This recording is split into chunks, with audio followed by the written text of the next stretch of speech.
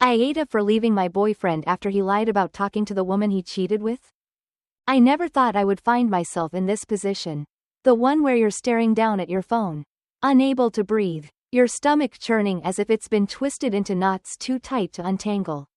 But there I was, standing in the middle of my living room, the late afternoon sun casting shadows across the walls, as I scrolled through the text messages that confirmed my worst fear.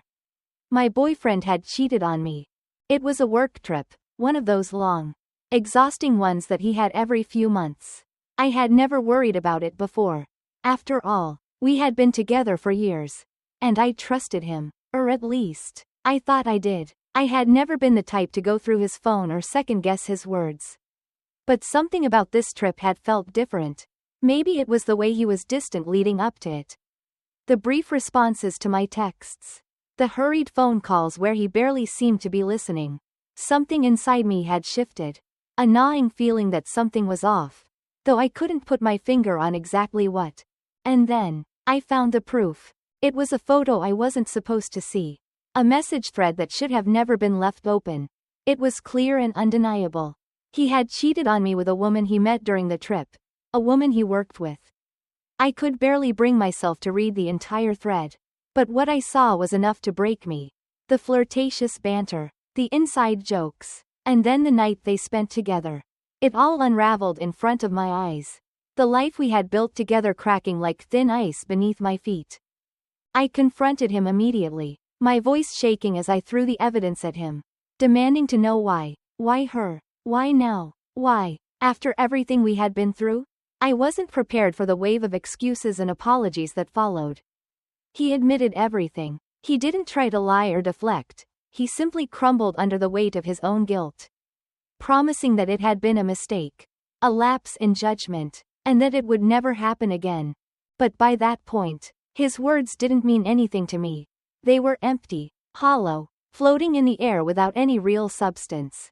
The damage was done, and I was left standing there, shattered and uncertain about what to do next. We didn't break up immediately. Looking back, maybe we should have, but relationships are complicated, and when you've invested so much time in someone, it's hard to walk away in an instant. Instead, I told him I needed space. I moved out for a while, crashing on my friend's couch, trying to make sense of my emotions. I cycled through stages of anger, sadness, and confusion. Some days, I missed him so much it hurt. But on others, I hated him with a fury I didn't know I was capable of feeling. During that time apart, he begged for forgiveness. He sent long, heartfelt texts, showed up at my door with flowers, and called me every night, hoping to talk, hoping I would hear him out. He was desperate to make things right. But I wasn't sure if things could ever be right again. Trust wasn't something you could simply restore with a few apologies and grand gestures. It was fragile, like glass, once shattered. It was never the same. Still, after a couple of months, I found myself wondering if maybe, just maybe, we could fix things. I wasn't ready to give up on us completely. He wasn't just someone I loved, he was someone I had built a life with. Shared memories with. Someone who knew me better than anyone else. And deep down, I wanted to believe that people could change. That mistakes didn't have to define an entire relationship. So, against my better judgment, I agreed to give him another chance. But I made it clear that this second chance came with conditions. I wasn't going to let him back into my life without boundaries. He had to cut all ties with the woman he cheated with. No calls, no texts, no likes or follows on social media, nothing. I told him that if I saw any sign of contact with her, it would be over. No questions asked. He agreed immediately, swearing up and down that he would do anything to rebuild my trust. In those early days of reconciliation, I wanted to believe him. He seemed sincere, remorseful, and genuinely committed to making things work. We went to counseling, had long talks about our relationship, and tried to piece together what had been broken. But the cracks were still there, and no amount of therapy or promises could erase the fact that he had betrayed me. Trust, once broken, is a hard thing to rebuild. Every time he left for work, I felt a pang of anxiety, wondering if he was really where he said he was. Every time his phone buzzed with a notification, I found myself glancing over. Curious but too afraid to ask.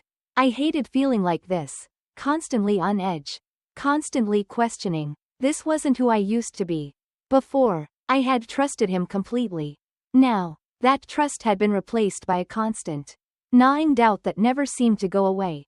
Despite my attempts to move forward, the fear lingered, and so, I started asking him, almost daily, if he had heard from her. It wasn't something I was proud of. I knew it probably made me seem insecure or controlling. But I needed the reassurance. Each time I asked, he would look me in the eye and say no. No, he hadn't talked to her. No, she hadn't reached out. No, there was nothing to worry about. I wanted to believe him. I wanted to believe that we could get back to a place where I didn't have to ask those questions anymore. But deep down, something still felt wrong. There was always this nagging voice in the back of my mind, telling me that maybe he wasn't being completely honest. Maybe there was something he wasn't telling me. Then, it happened. One afternoon, we were sitting on the couch. And I asked, as I had many times before, if I could see his phone. It wasn't something I asked lightly. But after months of anxiety, I needed to know for sure. He handed it over without hesitation. And for a moment, I thought maybe everything would be fine. Maybe this was my overactive imagination getting the best of me. But as I scrolled through his call history, my heart stopped. There it was, a 6-minute video call from an unsaved number. I stared at it, my mind racing, my hands shaking as I clicked on the number. It was blocked. I didn't even need to ask. I knew who it was. When I confronted him, he admitted it immediately. Yes, it was her. She had reached out, and he had panicked. According to him, she was worried she might be pregnant. And he needed to know for sure. Once she told him she wasn't, he blocked her number. That was the end of it. Or so he claimed. But for me, it wasn't the end. It was just another beginning, another chapter of betrayal, another layer of distrust. He had broken the one condition I had set for giving him a second chance. The one thing I had asked of him was to cut off all contact with her. And he hadn't done it. He had lied, even if he thought it was for a good reason. I broke down, sobbing uncontrollably as I tried to make sense of everything. His excuses, his attempts to justify the call, they didn't matter. He had made a choice. And that choice had shattered what little trust I had left. I felt lost, unsure of where to go from here. Part of me wanted to believe that this was just a mistake. That he had panicked. That it wasn't as bad as it seemed. But the other part of me knew that this was just another crack in the foundation of our relationship. A foundation that was already on the verge of collapse. Now, I was left with a decision I didn't want to make. Should I stay, knowing that the trust between us might never be fully restored? Or should I leave, walking away from someone I had loved for so long, knowing that I had given him every chance to make things right? I didn't have the answers yet. All I knew was that I was tired of the lies.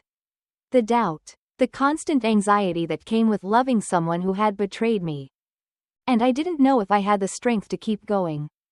In the days following the discovery of the video call, I found myself suspended between two realities, one where I desperately wanted to believe that we could rebuild our relationship, and another where trust felt like a distant memory, something that had once existed but now seemed impossible to restore. I had made a choice to stay with him after the first betrayal, hoping that time and effort could heal the wounds he had caused. But now, after this latest lie, I wasn't sure if that hope was realistic or if I was just fooling myself. I had laid out a single condition when I agreed to give him a second chance: absolutely no contact with the woman he cheated with. It was a non-negotiable boundary. The only thing that made me feel even remotely safe in trying to rebuild what had been broken. Without that, there was no foundation, no possibility of moving forward. Trust was the cornerstone of any relationship. And without it, I felt as though I was constantly standing on shaky ground, waiting for everything to crumble beneath me. When we first got back together, I had believed that we could make it work. He had seemed genuinely remorseful, apologizing repeatedly and promising that he would do whatever it took to regain my trust. He told me he had cut off all communication with her and assured me that their relationship was a thing of the past. I wanted to believe him. So I did. I convinced myself that love was enough. That with enough time and effort, we could fix what had been damaged. But trust is a fragile thing. It's not something you can rebuild overnight. And it certainly doesn't come back just because you want it to. The cracks in our relationship were still there, no matter how much we tried to smooth them over. Every day, I woke up with a sense of unease, a nagging feeling that something was still off. I tried to ignore it at first, brushing it off as my own insecurities. But the more time passed, the harder it became to push those feelings aside. That's why I asked him, almost every day, if he had heard from her. It wasn't something I wanted to do. In fact, I hated it. I hated the way it made me feel, like I was some paranoid, insecure girlfriend who couldn't let go of the past. But the truth was, I didn't trust him anymore. And no matter how hard I tried to convince myself otherwise, that lack of trust colored everything in our relationship. Each time I asked, he would look at me with what I assumed was sincerity in his eyes and tell me no. No, he hadn't spoken to her. No, she hadn't reached out. No, there was nothing to worry about. But his reassurances didn't provide the peace of mind I was seeking. Instead, they only seemed to feed into my anxiety, making me question whether I was overreacting or if I was ignoring a deeper truth. In those moments, I hated myself for asking. I knew that constantly questioning him wasn't helping either of us, that it was only driving a wedge further between us. But the alternative, trusting him blindly, felt impossible. How could I trust someone who had already proven that he was capable of lying to me? How could I let go of my need for reassurance when the very thing I feared most had already happened once? The discovery of the video call was like a slap in the face. It wasn't just that he had spoken to her again, it was that he had lied about it. Repeatedly, every single time I asked him. He had known how important that boundary was to me. Yet he had crossed it anyway. And then, instead of being honest with me, he had chosen to hide it. He had made a decision, in that moment, that his own fear and panic were more important than the trust we were trying to rebuild. I spent days afterward trying to rationalize his actions, trying to convince myself that maybe he had been acting out of fear, that he had panicked and made a mistake. But no matter how much I tried to make excuses for him, the reality was clear. He had broken the one condition I had set for our reconciliation. And in doing so, he had shattered whatever progress we had made in trying to rebuild our relationship. I found myself oscillating between anger and sadness. I was angry that he hadn't respected the boundary I had set. Angry that he had lied to me even after everything we had been through. But I was also sad. Sad that the relationship I had invested so much time and energy into was unraveling. Sad that the man I had loved for so long had betrayed me again. Sad that I couldn't bring myself to trust him anymore. There was a part of me that still wanted to believe him. That still wanted to give him the benefit of the doubt. After all, he had blocked her number after the call. He had claimed that the conversation had been brief, that he had only spoken to her to confirm that she wasn't pregnant and then told her to move on. He had taken action to cut her out of his life. So why couldn't I let this go? Why couldn't I move past it? But the problem wasn't just the call. The problem was the lie. The problem was that he had promised to be honest with me. And he had failed to keep that promise. How could I ever feel secure in a relationship where honesty seemed to be negotiable?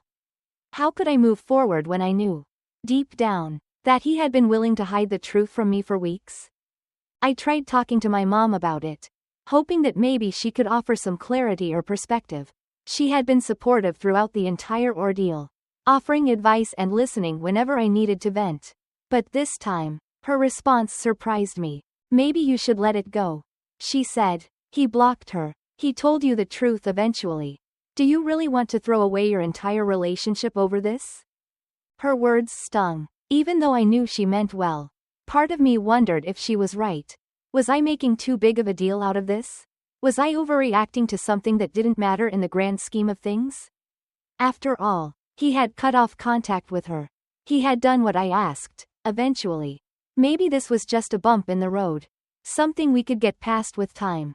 But the more I thought about it, the more I realized that it wasn't just about the call or the lie. It was about trust. It was about respect. It was about knowing that my boundaries mattered to him as much as they mattered to me. And right now, It didn't feel like they did. Every time I replayed the conversation in my head, every time I thought about how he had hidden the truth from me, I felt a knot of anxiety tighten in my chest. It wasn't just about whether or not he would talk to her again. It was about whether or not I could ever trust him to be honest with me about anything. If he had lied about this, what else might he be hiding? The relationship felt fragile, like it could fall apart at any moment. We had tried to rebuild it, but the foundation was cracked. And no matter how much effort we put into fixing it, the cracks remained, and with each lie, each broken promise, those cracks only seemed to deepen. I wanted so badly to make it work. I wanted to believe that love was enough. That if we both tried hard enough, we could overcome this. But the reality was that love wasn't enough, not when trust had been broken. Love couldn't fix the lies, the doubt, the constant anxiety that had become a part of our daily lives.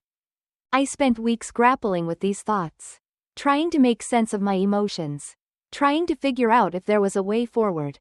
I didn't want to throw everything away, but I also didn't want to keep living in a state of constant doubt. I knew I deserved better than that. I knew I deserved to be in a relationship where trust wasn't something I had to question every day.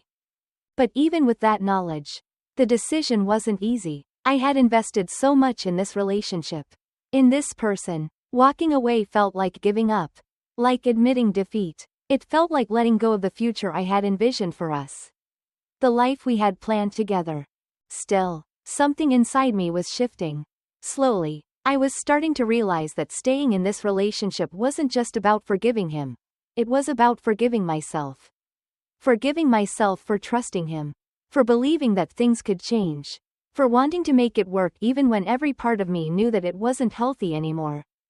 And as much as I hated to admit it, I knew that walking away might be the only way to truly heal. After weeks of emotional turmoil, I thought I had reached a point where I could at least pretend everything was normal. I had been trying to suppress the constant nagging doubts in my mind, telling myself that it was all in my head. Maybe I was being paranoid. Maybe I was letting the past take over the present. My mom's advice to let it go echoed in my head every time I started to question things. But no matter how hard I tried to convince myself, I couldn't shake the feeling that something wasn't right. That day, when I asked to check his phone, it wasn't planned. I wasn't expecting to find anything. I wasn't looking for another fight. But the anxiety had been building inside me for so long that I felt like I needed to do something to calm it down. It wasn't even about catching him in a lie. It was about finding proof that I was wrong. That he was telling the truth. And that I had nothing to worry about. When I asked, he didn't hesitate. He handed me his phone with a casual, almost bored expression, as if the very idea that I might find something was absurd. For a brief moment, I felt relieved. If he was hiding something, wouldn't he look more nervous? Wouldn't he resist, or at least seem uncomfortable? But no, he was calm. He wasn't worried, and that made me think that maybe, just maybe, I had been overthinking everything. But then I saw it. As I scrolled through his call log, the familiar pattern of numbers and names, friends, work contacts, and family, one entry stood out. A 6-minute video call from an unsaved number. I froze. My fingers hovered over the screen, my heart pounding so loudly in my chest that I could barely hear myself think. There was no name attached to the call. Just a number, a blocked number. I clicked on it, knowing in my gut exactly who it was. The realization hit me like a wave crashing down, knocking the air out of my lungs. I could barely process what I was looking at. It didn't matter that the call had been blocked afterward. It didn't matter that it was just one call. All I could focus on was the fact that he had lied. I turned to him, my voice already trembling as I asked, "What is this?" He didn't answer right away. His expression changed from casual indifference to something else, something more guarded. For a moment, I thought he might try to brush it off, make up some excuse about a wrong number or a spam call. But he didn't. He just stared at the phone. And I could see the guilt creeping into his eyes. He knew he had been caught. "She called me," he said, his voice quiet, almost apologetic. "She was trying to get in touch with me. And I panicked. I thought maybe she was pregnant." Pregnant. The word hung in the air between us, heavy and suffocating. It felt like the ground beneath me was falling away. My thoughts spiraled into chaos. And I couldn't focus on anything except the fact that he had spoken to her. Again. After everything. After all the promises. After all the times he reassured me that he hadn't talked to her. He had called her. He had made the choice to break the one condition I had set for giving him a second chance. I couldn't speak. I couldn't think. The room felt like it was spinning. And all I could do was stand there, holding his phone, staring at that blocked number like it was the embodiment of every lie he had told me. I had to know, he continued, still trying to explain himself. As if any explanation could possibly make this better. I thought she might be pregnant. And I needed to be sure. But after she told me she wasn't, I told her to stop contacting me. And I blocked her. I didn't know whether to laugh or cry. I could feel the tears welling up in my eyes. But I fought them back, refusing to let them fall. This wasn't just about the possibility of her being pregnant. This wasn't about him needing to know something. This was about trust. Trust that he had broken for the second time. You lied to me, I finally managed to say, my voice shaking with a mixture of anger and hurt. I asked you, over and over again, if you had spoken to her. And you lied. You told me there was nothing. But there was. You've been lying to me this whole time. He didn't deny it. He didn't try to defend himself. He just stood there, looking at me with a defeated expression. Like he knew there was nothing he could say that would fix this. And maybe that was true. Maybe there was nothing left to say. I didn't want to hurt you, he said, his voice barely above a whisper. I didn't want you to worry about it because it was nothing. It's over. I blocked her. I just needed to know. The anger bubbled up inside me. And I could feel my hands shaking as I gripped his phone tighter. It doesn't matter that you blocked her. It doesn't matter that it was nothing. What matters is that you lied. You lied to me. And you kept lying to me. Do you even understand what that does to me? I didn't wait for him to answer. I couldn't stand to hear whatever excuse he would come up with next. My mind was racing with a million different thoughts. All of them blurring together in a haze of betrayal and disbelief. I had given him a second chance. I had laid out clear conditions. And he had thrown them aside like they meant nothing. For the next few minutes. I don't remember much. I remember him trying to explain himself. His voice becoming increasingly desperate as he realized that his words weren't calming me down. I remember pacing back and forth in the living room. My heart racing and my hands trembling. Trying to process everything that had just happened. And I remember feeling utterly exhausted. As if the weight of the betrayal was pressing down on me. Making it hard to breathe. Eventually, I collapsed onto the couch. Burying my face in my hands as the tears finally came. I hated crying. I hated the vulnerability of it. The way it made me feel like I was unraveling in front of him. Exposing the raw pain he had caused me. But I couldn't hold it in any longer. The emotions were too much to bear. And they spilled out of me in a flood of tears and sobs. He sat next to me, reaching out to touch my shoulder. But I flinched away from him. I didn't want him to comfort me. I didn't want him to pretend like he could make this better. He was the one who had broken me. And his presence only made it worse. I don't know what to do, I said through the tears. My voice breaking. I don't know how to keep doing this. I don't know if I can. He didn't respond right away. And for a moment, the silence between us felt like the only honest thing in the room. Neither of us knew what to say. Because we both knew the truth. This wasn't something we could just move past. This wasn't something we could fix with apologies and promises. Trust had been broken. And no matter how hard we tried, no matter how much we wanted to, it couldn't be rebuilt. I'm sorry, he finally said, his voice hollow. I know I messed up. I know I should have told you. But I swear, it's over. I'll never talk to her again. I wanted to believe him. I wanted so badly to believe that this was the last time. That he had finally learned his lesson. That I wouldn't have to worry about her anymore. But the truth was, I didn't believe him. I couldn't believe him. Not after everything that had happened. Not after all the lies. You said that before, I said quietly, wiping the tears from my face. You promised me that you wouldn't talk to her. And then you did. How am I supposed to believe you now? He didn't have an answer. He just sat there, his head in his hands. looking as defeated as I felt. And in that moment, I realized that this was it. This was the moment I had been dreading since the day I found out about the cheating. This was the moment when I had to decide if I was going to keep fighting for this relationship, or if I was finally going to walk away. It wasn't an easy decision. It wasn't something I had been prepared for, even though, deep down, I had always known that it might come to this. I loved him, there was no question about that. But love wasn't enough. Love couldn't fix the lies, the betrayal, the broken trust, and I couldn't keep sacrificing my own happiness, my own peace of mind, for a relationship that was built on such shaky ground. I can't do this anymore, I whispered, the words slipping out before I even had a chance to think them through. He looked up at me, his eyes wide with shock. What? No, don't say that. We can fix this. We can work through it. I shook my head, more tears spilling down my cheeks. I don't think we can. I don't trust you anymore. And without trust, what's left? He didn't have an answer for that either. He just sat there, staring at me with a mixture of sadness and desperation, as if he could will me into changing my mind. But I knew, in that moment, that there was no going back. The trust was gone, and with it, the foundation of our relationship had crumbled. I stood up, wiping the last of the tears from my face, and walked toward the door. My legs felt heavy, as if they were weighed down by the emotional toll of the past few months. But I kept walking. I didn't look back. I couldn't. If I did, I wasn't sure I'd be able to leave. But I knew I had to.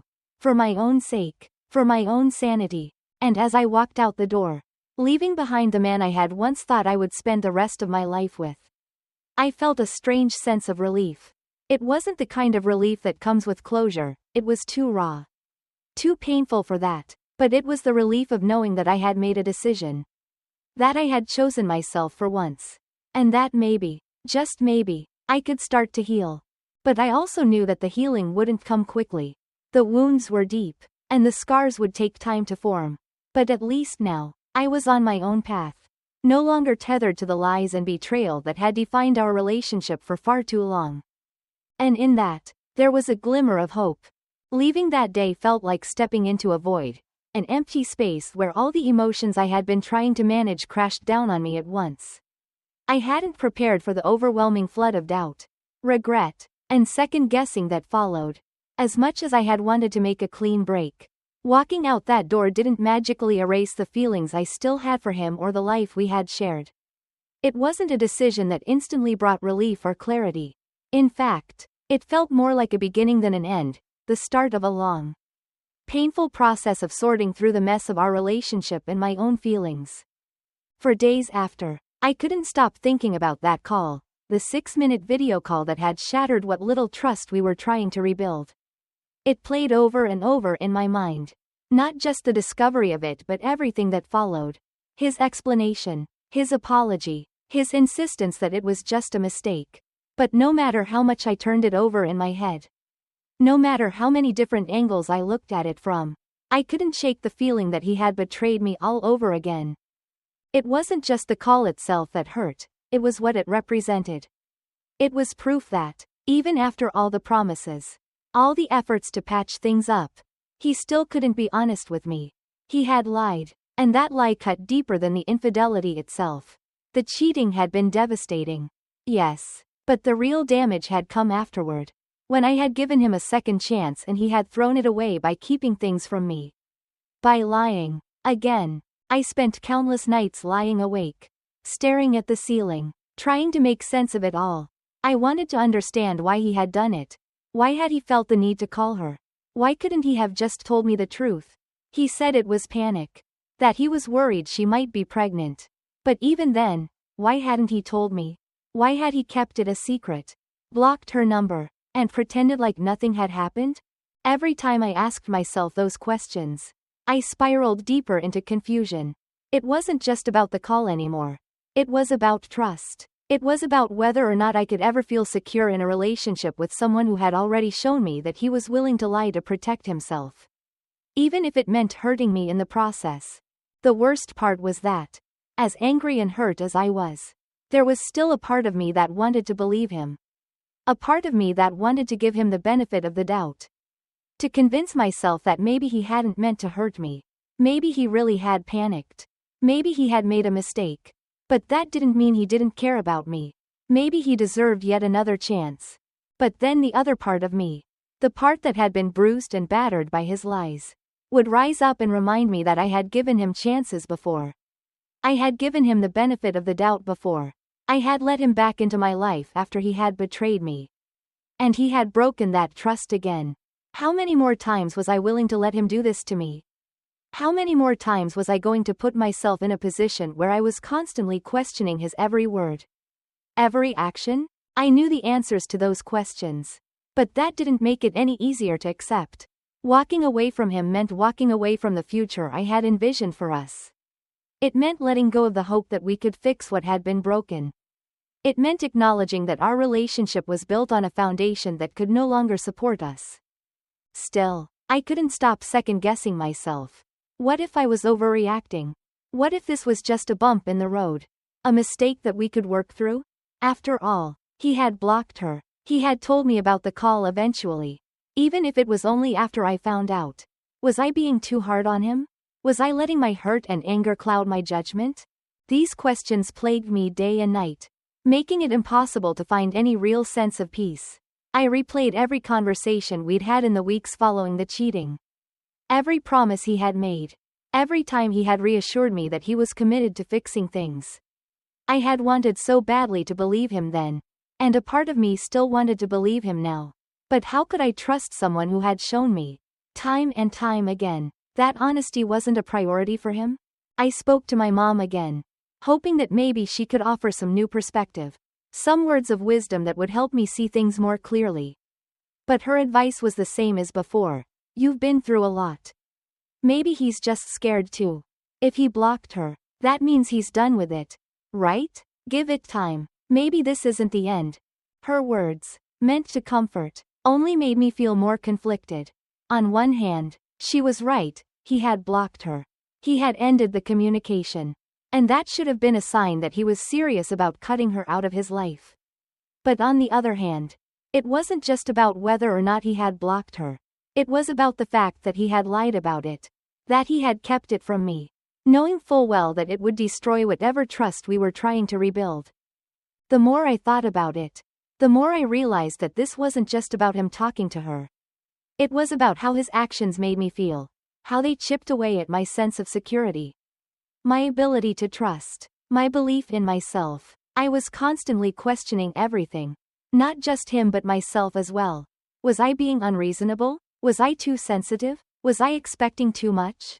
And why was I willing to keep putting myself through this emotional turmoil? I started to realize that this was about more than just our relationship. It was about my own self-worth. I had been so focused on trying to make things work with him that I hadn't stopped to consider what all of this was doing to me. I was losing myself in the process of trying to save a relationship that, deep down, I knew couldn't be saved. Trust wasn't just something you could rebuild with time and effort. It was something that had to be earned, day by day, through honesty and transparency. And he had failed to earn it. He had failed to show me that he was worthy of my trust. And no amount of blocked numbers or apologies could change that. I began to see the pattern that had emerged since the infidelity. Each time I confronted him about something, each time I found a new lie or half-truth, I told myself that it would be the last time. I told myself that I would walk away if he ever did it again. But then he would apologize. And I would forgive him, hoping that this time would be different. But it never was. And now, I was faced with the reality that I had been allowing myself to stay in a relationship that wasn't healthy for me. The longer I stayed with him, the more I doubted myself. I had become consumed by the need for reassurance, constantly checking in, constantly asking for confirmation that he wasn't hiding anything from me. I hated that feeling. I hated the way it made me question everything. The way it made me feel like I was losing control of my own life. I didn't want to be the person who couldn't trust her partner. Who couldn't go a single day without wondering if he was lying to her. I knew, deep down, that this wasn't sustainable. I couldn't keep living like this. Constantly on edge, constantly waiting for the next betrayal. But even with that knowledge, it was hard to let go. It was hard to walk away from someone I had loved for so long. Someone who had been such a big part of my life. The future I had imagined for us, the home, the family, the life we had talked about building together. It was hard to let go of that dream. But I had to. I had to let go of the future I had envisioned in order to protect myself. To regain my sense of self-worth. I had to prioritize my own happiness, my own mental health, over a relationship that was slowly eroding both. It wasn't an easy realization to come to. In fact, it was one of the hardest things I had ever had to accept. But once I did, once I acknowledged that this relationship wasn't what I needed anymore, I felt a sense of clarity that I hadn't felt in months. I realized that staying with him wasn't just about giving him another chance. It was about giving myself a chance to heal, to move on, and to rebuild my life without the constant weight of distrust and insecurity hanging over me. I wasn't sure what the future would look like without him, but I knew that I couldn't keep living in the shadow of his lies. I deserved better than that. I deserved a relationship built on trust, honesty, and mutual respect. And if he couldn't give that to me, then I needed to be brave enough to walk away and find it elsewhere. I spent the next few days preparing myself for the inevitable conversation. I knew I had to end it. There was no other option. The lies had broken me, and I couldn't keep trying to rebuild something that was already beyond repair. It wasn't just about him anymore, it was about me. It was about choosing myself. About putting my own needs first for once. As I sat down to write out my thoughts, to gather my strength for the conversation ahead, I realized that this was the first step in reclaiming my life. I wasn't just ending a relationship, I was reclaiming my sense of self-worth, my ability to trust, and my belief in my own strength. I was walking away not because I had failed, but because I was finally choosing to prioritize myself. And in that, I found a small sliver of peace. Once I made the decision to leave him, the weight on my chest didn't disappear as quickly as I had hoped. The breakup wasn't the immediate relief I thought it would be. Because even though I had walked away, the deeper wounds still lingered. Cheating had left its mark on me in ways I hadn't fully understood until I began the process of healing. The real impact of infidelity went beyond the betrayal itself. It had shattered my perception of trust. Not only in him, but in relationships in general. And perhaps, more painfully, in myself. Trust, once broken, isn't something you can easily rebuild. It's not just about deciding to trust someone again, it's about learning to trust your own instincts after they've failed you. That was one of the hardest parts for me, the realization that I had trusted him. That I had believed in our relationship. And yet, I had been blindsided. How could I ever trust someone else? If I couldn't even trust my own judgment? Before all of this, trust had been something I had taken for granted. It had been the foundation of our relationship. Something that I hadn't even questioned. I believed in him, in us, without hesitation. I never thought I would be the type of person to doubt my partner's every move. To feel the need to check his phone or ask him over and over if he had been honest. But after the cheating, that's exactly who I had become. Someone who was constantly suspicious. Always waiting for the other shoe to drop. And it wasn't just about him anymore. It wasn't just about whether or not I could trust him to be faithful. It was about whether or not I could trust anyone. The idea of entering another relationship in the future felt impossible. Because how could I ever open myself up to that kind of vulnerability again? How could I ever believe that someone wouldn't hurt me the way he had? Cheating had poisoned my ability to feel secure. Not just in relationships, but in my own sense of judgment. I kept replaying everything that had happened between us. The months leading up to the infidelity. The signs I might have missed. The moments where I could have walked away sooner. I asked myself over and over, how did I not see it coming? But the truth was, I hadn't seen it because I hadn't wanted to. I had wanted to believe that our love was enough to protect us from something like this. I had wanted to believe in him. That's what hurt the most, realizing that my trust in him had been misplaced. I had given him the benefit of the doubt when he didn't deserve it. I had believed his promises, his apologies, and his reassurances, only to be lied to again and again. And now, in the aftermath of it all, I was left trying to pick up the pieces of my own shattered trust. Not just in him but in the very idea of what a relationship should be. The constant anxiety I had lived with for months had taken a toll on me. It had changed the way I viewed everything, the way I interacted with the world around me. I no longer felt confident or sure of myself. I second-guessed every decision, every emotion, wondering if I was overreacting, if I was being too sensitive, or if I was simply damaged beyond repair. The fear of being betrayed again had rooted itself so deeply in my mind that it felt like it was a permanent part of me now. Even simple things, like seeing other couples, or hearing friends talk about their relationships, brought up feelings of doubt and insecurity. I would hear people say, "I trust him completely," and immediately, my mind would start racing. How can you trust someone so fully? Don't you know what people are capable of? Don't you know how easily someone can lie to your face while betraying you behind your back? It was a cynical, bitter perspective, one that I didn't want to have but couldn't seem to shake. I found myself withdrawing from my friends, from the world, because it felt easier to be alone than to risk being hurt again. If I didn't let anyone in, if I didn't open myself up to the possibility of love, then I couldn't be disappointed. I couldn't be betrayed, but I also couldn't be happy.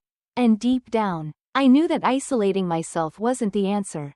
It was just a temporary way to protect myself from the pain that still lingered. Trust had been such an integral part of who I was, not just in my relationship but in every aspect of my life. I prided myself on being someone who saw the best in others. Someone who gave people the benefit of the doubt. Someone who believed in honesty and loyalty. But now, all of that felt like a weakness. I had trusted him, and that trust had been shattered. So what did that say about me?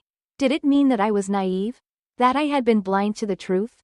Or did it simply mean that I had been willing to believe in the best parts of him, even when those parts weren't enough? The self-doubt that crept in after the breakup was suffocating. It made me question everything about myself, my choices, my worth, my ability to move forward. I wondered if I would ever be able to trust someone again. Or if the betrayal had left a permanent scar on my heart. Would I always be the person who doubted? The person who questioned every little thing, looking for signs of deceit even where there were none? Or would I eventually heal enough to let go of the fear? To open myself up to love again? I didn't know the answers to those questions. And that uncertainty scared me. I wanted to believe that I could heal. That I could rebuild my sense of trust, both in myself and in others. But I also knew that healing wasn't something that happened overnight. It was a long, painful process, one that required me to confront the parts of myself that had been damaged by the betrayal. I had to learn how to trust myself again, to trust my own instincts, my own judgment. I had to forgive myself for not seeing the signs, for not walking away sooner, for holding on to a relationship that wasn't healthy for me. It wasn't easy. In fact, it felt nearly impossible some days. But I knew that if I didn't start rebuilding that trust in myself, I would never be able to move forward. I started small. I focused on making decisions for myself. Decisions that weren't influenced by anyone else's expectations or opinions. I reminded myself that I was capable of making choices that were in my best interest, even if those choices felt difficult or painful in the moment. Walking away from him had been one of those choices. And while it hurt, I knew it had been the right decision. Rebuilding trust in myself also meant recognizing that I wasn't to blame for his actions. He had made the choice to cheat. He had made the choice to lie.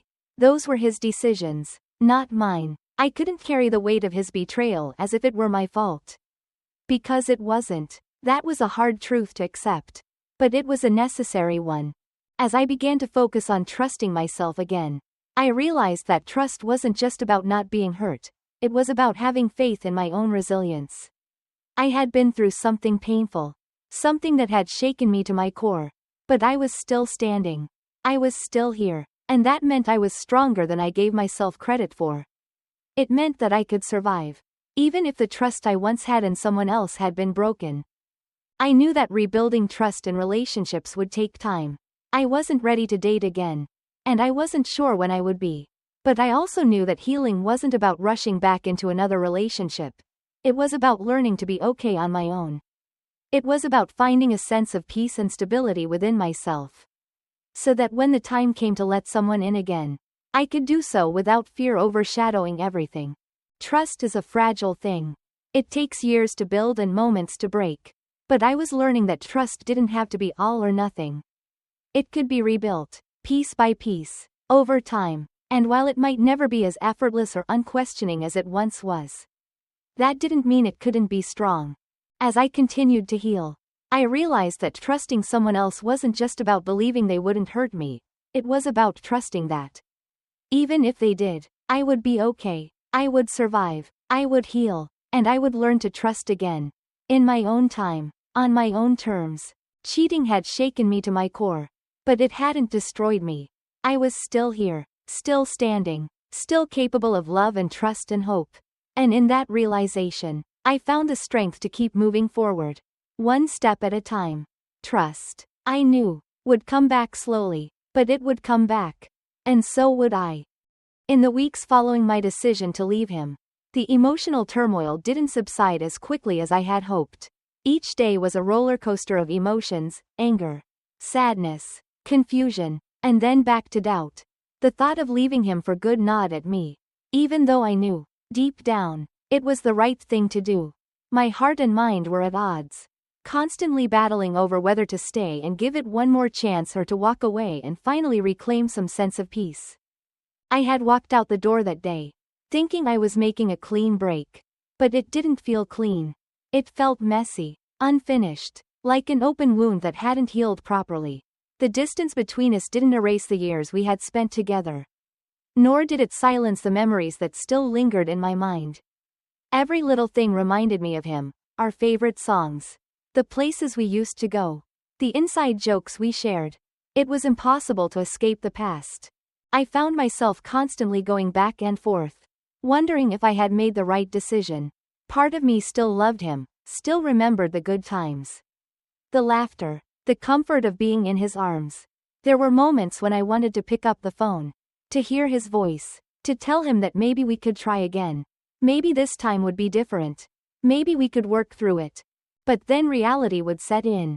The trust was gone. His betrayal had cut too deep. No matter how much I wanted to believe in the possibility of a future with him, I couldn't ignore the damage that had already been done. He had broken my heart. Not once but twice. And I wasn't sure I had the strength to put it back together again, especially not with him.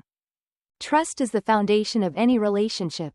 And once that foundation is cracked, it's hard to rebuild. I had tried, after the cheating, to rebuild that trust. I had given him a second chance, hoping that time and effort could heal the wounds.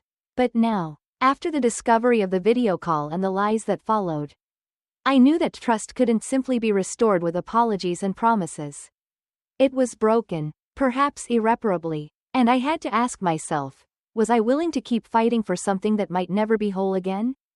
I began to weigh my options, as if I were holding two very different futures in my hands, trying to decide which one would lead me to happiness.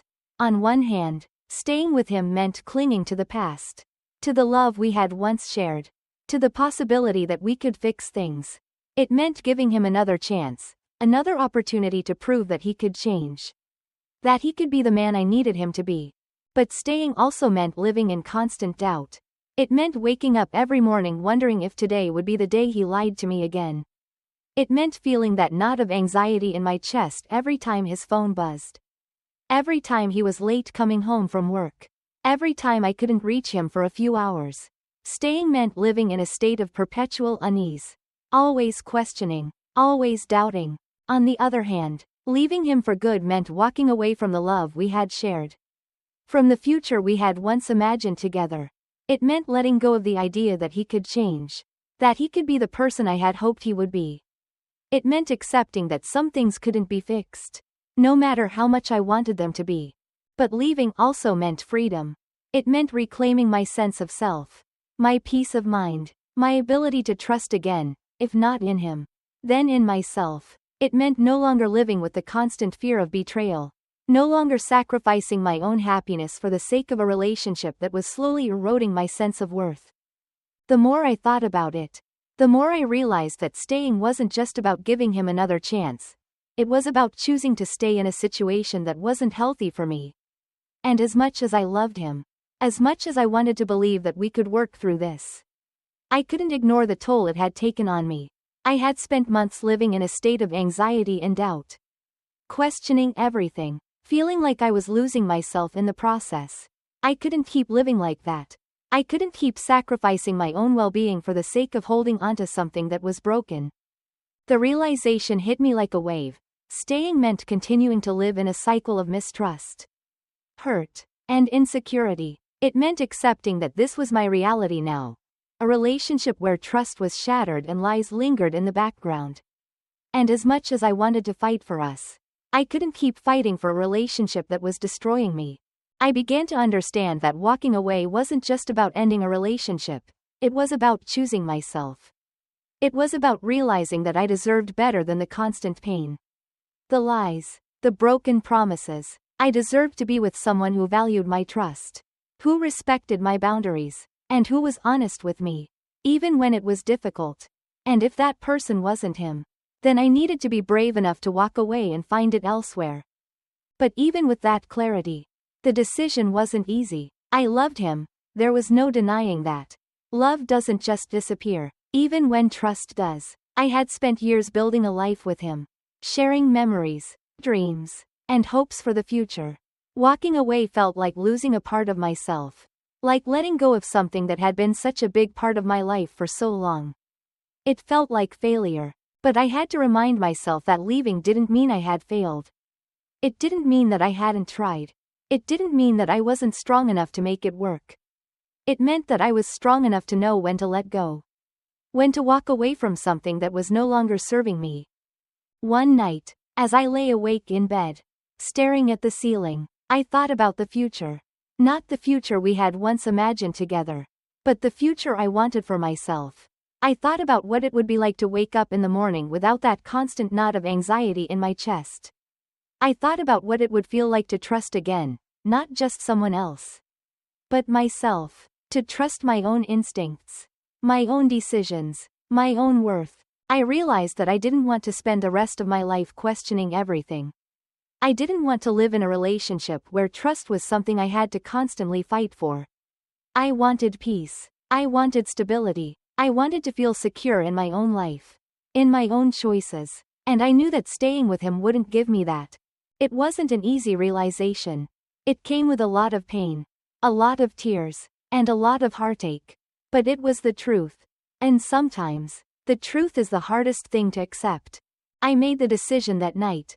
I couldn't stay. I couldn't keep holding on to something that was hurting me. I couldn't keep sacrificing my own happiness for the sake of a relationship that had already taken so much from me. I had to let go. The next day, I sat down and wrote out everything I wanted to say to him. I didn't want another emotional confrontation. I had already been through too many of those. I wanted to be clear, honest, and direct. I wanted him to understand that this wasn't just about the cheating, or the lies, or the video call. It was about the fact that our relationship had changed. That it was no longer a place where I felt safe, secure, or valued. I told him that I loved him. But that love wasn't enough. I told him that trust had been broken. And that without it, there was no foundation for us to rebuild on. I told him that I needed to choose myself, to prioritize my own well-being. And that meant walking away. I told him that this wasn't easy for me, but that it was the only way forward. As I finished writing, I felt a strange sense of relief. It wasn't the kind of relief that came with closure. There was still too much pain for that. But it was the relief of knowing that I had made a decision. That I had chosen a path that would lead me to healing. Even if it wasn't the path I had originally imagined for myself. I called him that evening and asked if we could meet. I didn't want to do this over the phone or through a text. I wanted to see him face to face. To give us both the opportunity to say goodbye properly. He agreed, and we made plans to meet at a quiet park where we used to go together. When I arrived, he was already there, sitting on a bench, his hands clasped together in his lap. He looked nervous, maybe even a little hopeful. But I knew that what I was about to say would change everything. As I sat down next to him, I took a deep breath and handed him the letter. I wrote this for you, I said, my voice steady despite the whirlwind of emotions inside me. I want you to understand why I'm doing this. He looked at me, his eyes searching mine for some hint of what was to come. But I didn't waver. I couldn't. I had already made my decision. And there was no turning back. He opened the letter and began to read. The silence between us was heavy, filled with the weight of everything that had gone unsaid over the past few months. I watched his face as he read, watched the way his expression shifted from confusion to sadness to understanding. When he finally looked up at me, there were tears in his eyes. "I'm sorry," he whispered, his voice barely audible. I nodded. "I know." We sat in silence for a few moments, the gravity of the situation settling in around us. This was the end, and we both knew it. "I wish things could have been different," I said quietly, my heart aching with the weight of the words. "So do I," he replied, his voice thick with emotion. "But I understand." And that was it. There was no dramatic fight. No angry words. Just two people who had once loved each other, saying goodbye. As I walked away from him that night, I felt a strange mixture of sadness and relief. Sadness for the love we had lost, for the future we had imagined but would never have. But relief for the decision I had made, the decision to choose myself. To walk away from a relationship that was no longer healthy for me. It wasn't an easy decision, but it was the right one. And for the first time in a long time, I felt at peace. In the days following that final conversation, I found myself grappling with a strange mix of emotions. There was no immediate sense of freedom, no overwhelming relief that washed over me the way I had imagined. Instead, there was an odd stillness, a quiet space where the storm of anxiety and doubt had once lived. It felt both unsettling and calming at the same time, as though I was waiting for something to happen. But nothing ever did. For the first time in months, there was no impending disaster lurking in the background. No lies waiting to be uncovered. No betrayals around the corner. The constant state of vigilance I had been living in was finally gone. But in its place was the quiet weight of loss. I hadn't fully understood, until then, how much the relationship had consumed me. It had become the center of my emotional world, dictating how I felt, how I moved through my days, how I interacted with others. I had spent so much time worrying about what he was doing. Whether he was lying, whether I could trust him, that I had forgotten how to just exist without all of that chaos. Now that it was over, I wasn't quite sure what to do with myself. Walking away had been the hardest thing I had ever done. Even though I knew it was the right decision, it still felt like tearing out a part of myself. It wasn't just him I was leaving behind, it was the life we had built together. The dreams we had shared. The future we had imagined. I hadn't just lost him, I had lost the version of myself that existed in that relationship. And as I stood on the other side of that breakup, I realized that I didn't fully recognize the person I had become. The relationship had changed me in ways I hadn't noticed while I was in it. It had chipped away at my confidence, my sense of self, my ability to trust, not just in him, but in myself. I had spent so much energy trying to make things work, trying to hold on to something that was slipping through my fingers, that I hadn't noticed how much of myself I had lost in the process.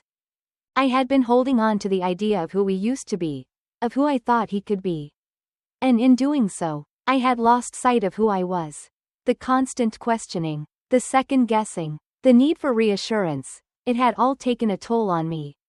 It wasn't just the lies that had broken me.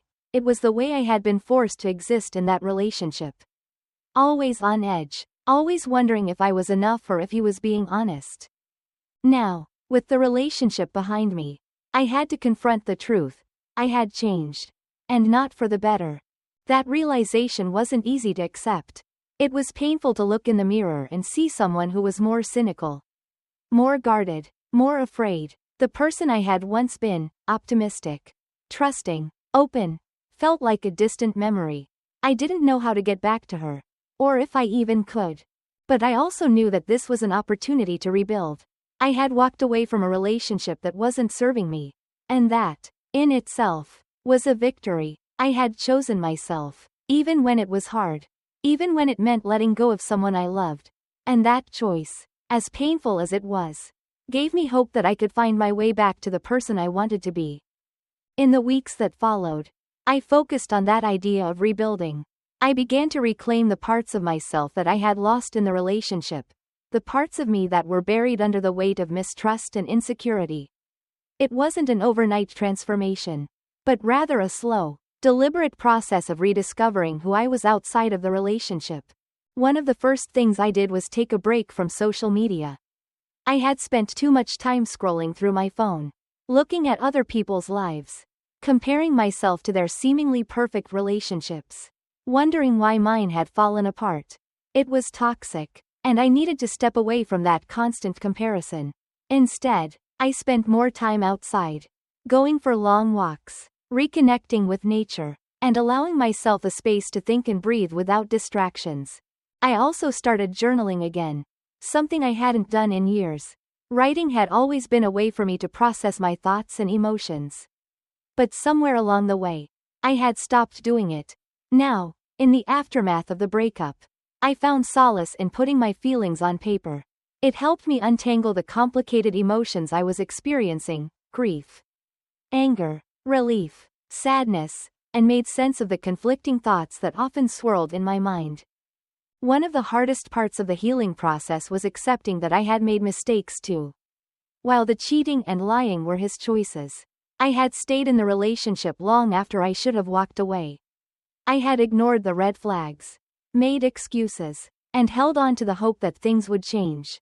I had placed so much of my worth in the relationship that I had forgotten I was worthy on my own. But forgiving myself was part of the healing too. I had done the best I could with the information I had at the time. I had loved him, and I had believed in him. Because that's who I am. I love deeply. And I give people the benefit of the doubt.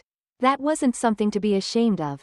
Even if it hadn't worked out the way I had hoped, I had learned from it. And that's what mattered. As I slowly began to rebuild my life, I started to reconnect with friends I hadn't seen in a while. During the relationship, I had pulled away from some of them, too consumed by my own drama to reach out or make plans. But now, I realized how important it was to have a support system, to be around people who cared about me and who reminded me that I was more than just the girl who had been cheated on. I was more than my relationship, more than my heartbreak. One evening, I met up with a close friend for dinner. It was the first time I had really talked about the breakup in any detail.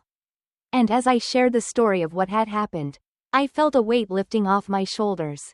Saying the words out loud, telling her about the cheating, the lies, the final decision to leave, helped me make sense of everything in a way that my internal monologue couldn't. She listened, offering support and understanding without judgment. And for the first time, I felt like I was truly letting go of the pain I had been carrying. As we sat there, sipping wine and laughing about old memories, I realized something important. Life was still happening. The world hadn't stopped because my relationship had ended. There were still friendships to nurture, still experiences to be had, still moments of joy waiting for me. I had been so consumed by the heartbreak that I had forgotten that there was a whole life outside of it, one that was still full of possibility and hope. I wasn't fully healed yet. There were still days when the sadness crept in, when I missed him, when I wondered what might have been if things had been different. But those days were becoming fewer and farther between.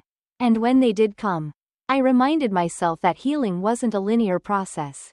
It was okay to feel sad sometimes. It was okay to grieve the relationship and the person I had lost. But I also knew that those feelings wouldn't last forever. The truth was, walking away from him had been the right decision. It had been the hardest thing I had ever done. But it had also been the most necessary. It had given me the space to rediscover who I was, to reconnect with the parts of myself that I had lost in the relationship, and to begin building a future that was rooted in my own happiness and well-being. I wasn't sure what the future held. I didn't know when or if I would be ready to date again, or what love would look like for me in the years to come. But for the first time in a long time, I wasn't afraid of the uncertainty. I wasn't afraid of being alone. I knew that I could rely on myself, that I could trust myself, and that I didn't need someone else to define my worth. As I walked away from that dinner with my friend, the night air cool against my skin, I felt a sense of peace that I hadn't felt in months. The decision to leave him had been the right one, not because it had been easy, but because it had been true. I had chosen myself. And that was something I would never regret. The journey wasn't over, and I knew there would still be challenges ahead. But for the first time, I felt ready to face them. I felt strong. I felt whole. And that, more than anything, was the beginning of something new. As the weeks turned into months after the breakup, I found myself navigating a new sense of freedom, one that was both exhilarating and terrifying at the same time. Walking away from him had been the first step. But now came the harder part, reclaiming myself. I had spent so much time being wrapped up in our relationship. In the pain and betrayal, that I wasn't quite sure who I was outside of it. I had to rediscover what life looked like when it wasn't defined by someone else's actions or lies. The first thing I noticed was how much mental space had opened up. It was like a fog had lifted, and I could finally see things clearly again. I no longer spent my days questioning him, wondering where he was or who he was talking to. The constant anxiety that had followed me everywhere was gone. It was strange. At first, this quiet in my mind. It took some time to adjust to the fact that I didn't have to be on guard anymore. That I didn't have to brace myself for the next betrayal. I was free, and that freedom felt unfamiliar, almost unsettling. But as I settled into it, I began to realize just how much of myself I had neglected during our relationship. I had been so focused on making things work, on trying to fix something that was broken, that I had forgotten to take care of myself. Now that I was alone, I had the time and space to focus on what I needed, emotionally, mentally, physically. It was time to reconnect with the parts of me that had been lost along the way. One of the first things I did was set new routines for myself. In the past, my schedule had often revolved around him, his work trips, his plans, his needs. Now, it was all about me. I started waking up earlier, giving myself time to enjoy the quiet of the morning before the world got busy. I went for walks in the park, something I had always loved but had stopped doing because I never seemed to have the time. I found peace in those moments of solitude, listening to the birds, feeling the cool breeze on my face. It reminded me that I was still here, still living, still capable of finding joy in the little things. I also threw myself back into my hobbies, things I hadn't made time for in months. Maybe even years. Painting, which had always been my creative outlet, became my therapy. I spent hours in front of a canvas, letting the colors and shapes flow from my mind onto the paper. It was a way of expressing everything I couldn't put into words, the pain, the anger, the sadness, but also the hope, the healing, the new beginnings. In those quiet moments of creation, I felt more connected to myself than I had in a long time. It was as if the pieces of me that had been scattered during the relationship were slowly coming back together, forming a more complete picture of who I was. I wasn't just someone who had been hurt, who had been betrayed. I was someone who was rebuilding, who was finding strength in the process of healing. I started to reach out to old friends, people I hadn't spoken to in a while. During the relationship, I had isolated myself without even realizing it. I had been so consumed by the drama, the constant ups and downs, that I had pulled away from the people who truly cared about me. But now, I understood how important it was to have a support system, to surround myself with people who loved me for who I was, not for what I could give them. At first, it was awkward, reconnecting after so much time had passed. But my friends welcomed me back with open arms, and I realized how lucky I was to have them. We spent long evenings talking, laughing, and catching up on each other's lives. It felt good to be around people who didn't see me as the girl who got cheated on, but simply as me. They reminded me that I was more than my heartbreak, more than my past relationship. One of the most surprising parts of the healing process was how much I learned about myself.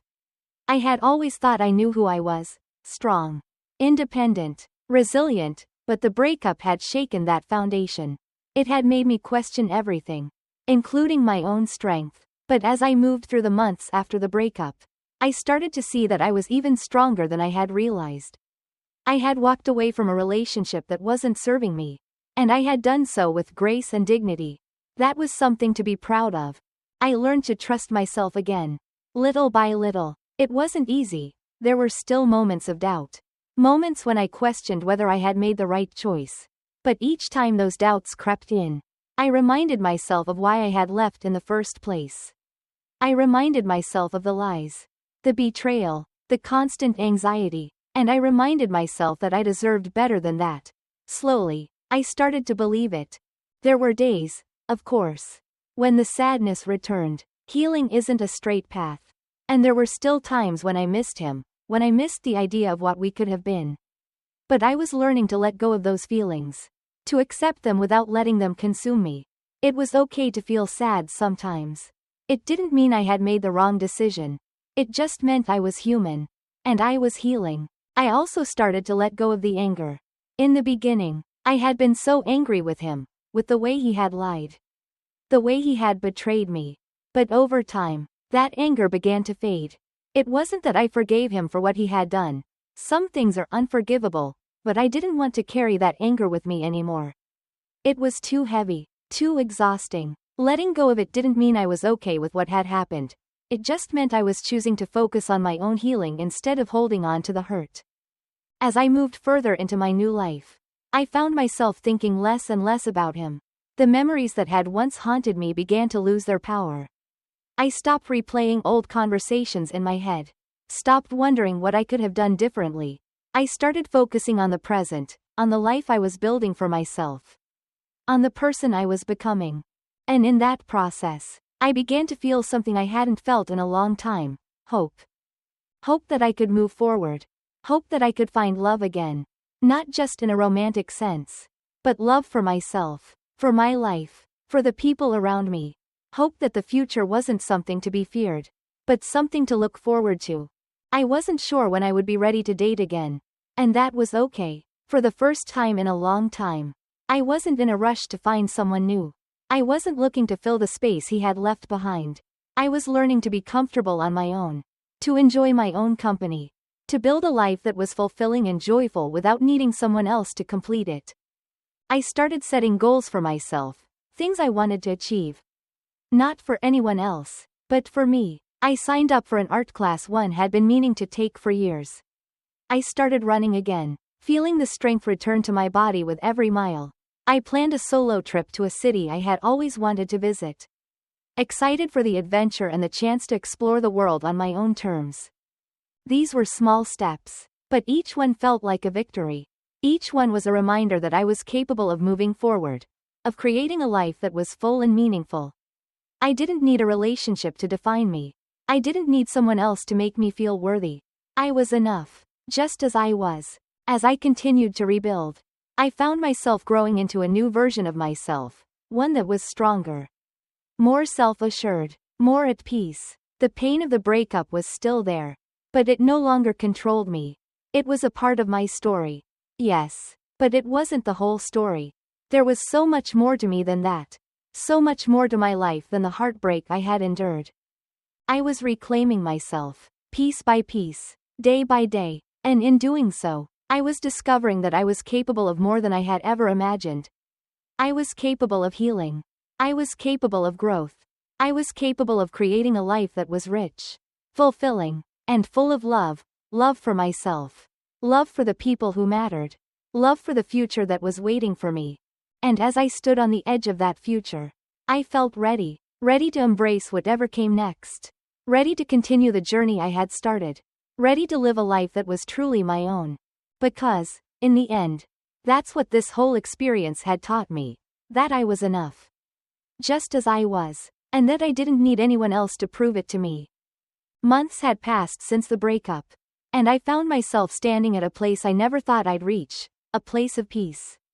The kind of peace that doesn't erase the past but acknowledges it as part of the journey.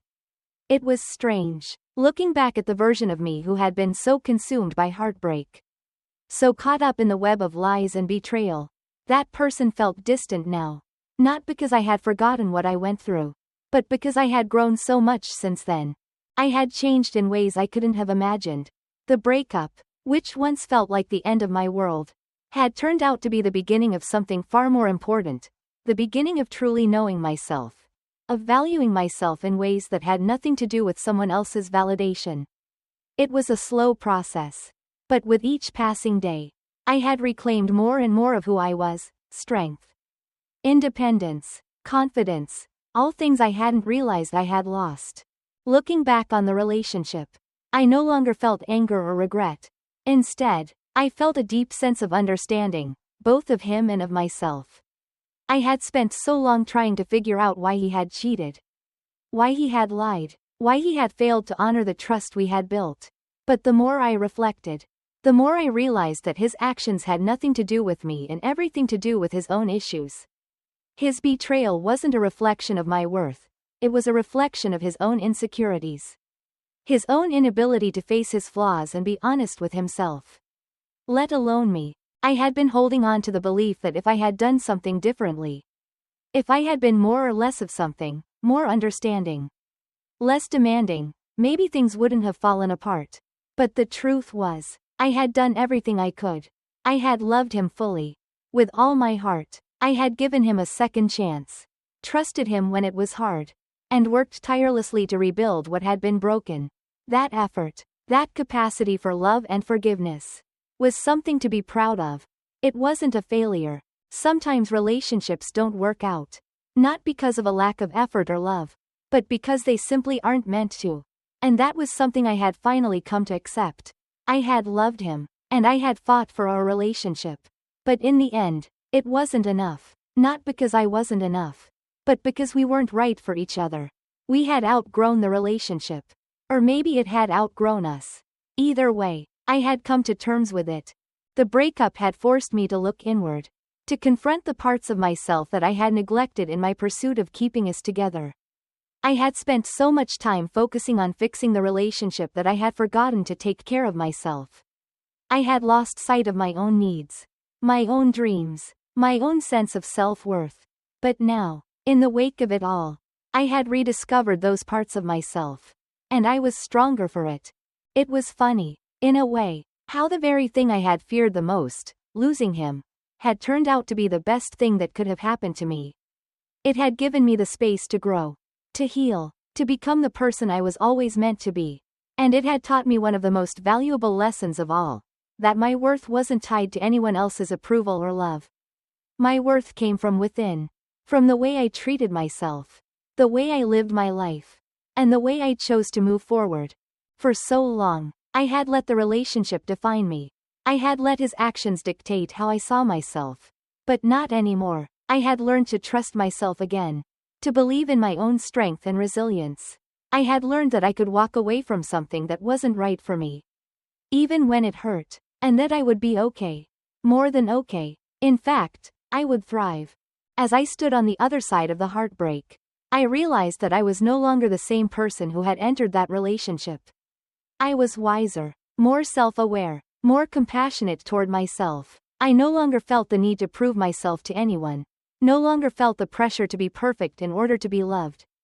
I knew that I was enough. Just as I was, imperfections and all. That realization had transformed the way I viewed not just relationships, but life in general. I no longer saw love as something I had to chase or earn. I no longer believed that my happiness depended on someone else. Instead, I saw love as something that started with me, something I could give to myself first, and then to others. And that shift in perspective had brought me a sense of peace that I hadn't known before. In the months after the breakup, I had focused on rebuilding my life in a way that felt authentic to who I was. I had reconnected with old friends, made new ones, and deepened the relationships that truly mattered. I had pursued hobbies and passions that I had long neglected. I had traveled, explored, and pushed myself out of my comfort zone. And through it all, I had rediscovered the joy of simply being myself, without the need for anyone else's validation. There were still moments when I thought about him, of course. There were still days when the memories of our time together crept in, uninvited. But those memories no longer had the power to hurt me. They were just that, memories. Pieces of the past that had shaped me but no longer defined me. I could look back on our relationship with a sense of gratitude for the lessons it had taught me. Without longing for what once was. I had moved on, not just from him, but from the person I had been in that relationship. As I sat reflecting on everything that had happened, I realized that the most important lesson I had learned was this: I am my own foundation. No matter what happens in life, no matter who comes or goes, I am always here for myself. I am the one constant in my life. The one person I can always rely on. And that's a powerful thing to know. I had learned to trust myself again. To believe in my own judgment and intuition. I had learned that I could walk away from toxic situations. Even when it was hard. And that I would be stronger for it. I had learned that my happiness wasn't dependent on anyone else. It was something I could create for myself. Every single day. And with that knowledge, I felt ready for whatever the future held. I didn't know what was next for me. And for the first time, that uncertainty didn't scare me. I wasn't looking for someone to fill the void or to complete me. I wasn't rushing into anything, trying to escape the loneliness or the pain. Instead, I was content to take my time, to live in the present, and to trust that whatever came next would be exactly what I needed. Because, in the end, I had learned that I was enough. All on my own. I had walked through the fire of heartbreak and come out the other side. Not unscathed, but stronger, more resilient, and more sure of who I was. I had learned that love wasn't about losing yourself in someone else. It was about finding yourself. First and foremost. As I looked ahead, I felt a sense of possibility. Not the possibility of finding someone new, but the possibility of continuing to grow, to evolve, to become the best version of myself. I was excited for the future. Not because of what it might bring in terms of relationships, but because of what I could bring to it, myself. Whole and complete, with or without a partner. And that was the greatest gift of all. As the sun set on the horizon, casting a golden glow over everything, I stood in that light, knowing that I had already found everything I needed within myself. The journey had been painful. Yes, but it had also been transformative. And now, I was ready to step into the next chapter of my life with open arms. Ready to embrace whatever came my way. Because I knew, no matter what, I was enough. And that truth would carry me forward into whatever the future held.